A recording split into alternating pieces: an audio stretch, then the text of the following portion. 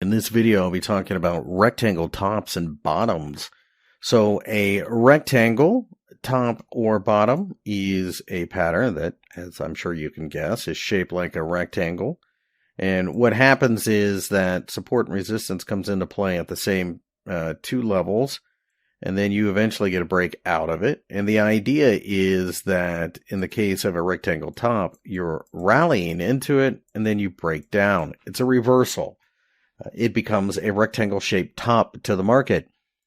If you are falling and you get a rectangle consolidation area and you break out of it to the upside, it is a rectangle bottom. Pretty straightforward, and they happen on all time frames, so you see them quite a bit. It's just simply consolidation that doesn't lead to continuation, rather a reversal.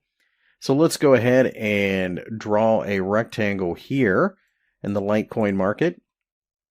Now, how you will trade this is one of two ways most of the time.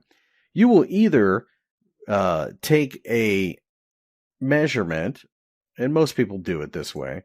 You'll take a measurement and you'll aim for the exact same height. So from $80 to $76 is where you're looking at here.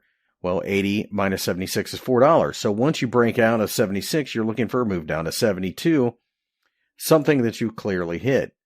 However, some traders, with their stop loss behind here, adjust this. Now, this is the way you're typically taught, but a lot of traders will, if they have to risk this for this, well, that's a one-to-one trade. They don't want that. They want more. So they aim for double. And in this case, clearly you've gotten it. Because remember, you want to risk 1 to gain 2 minimum, preferably 3 or 4. But as this breaks down, they will move their stop loss to break even once you get that 1-to-1, and then they'll let it run. Or they'll just let it run like that. An alternative is to set a stop loss at half the height and then aim for the $4 here, the height of this trade. And that gets you back to one risk for $2.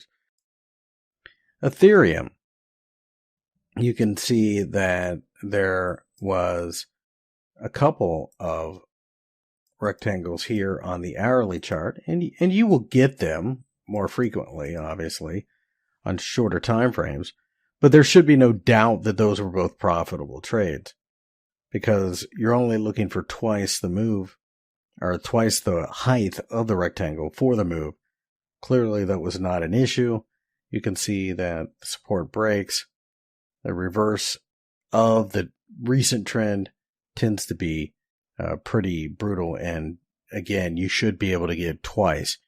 In a continuation move, there are already a lot of people on the side of the move, in this case, going higher into this. So that would be one reason to think that maybe the momentum isn't going to be as quick. You'll probably be more apt to get the occasional pullback. And now keep in mind, this is on the hourly chart.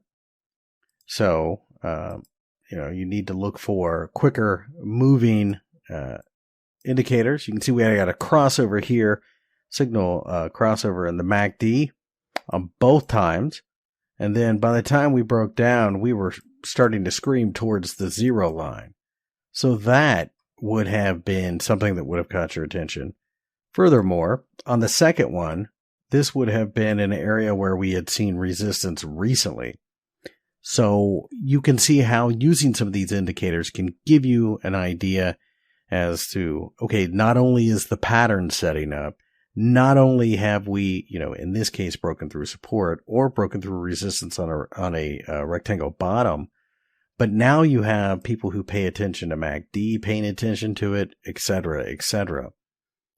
In the next video, I'll be talking about head and shoulders, one of the trading community's favorite patterns.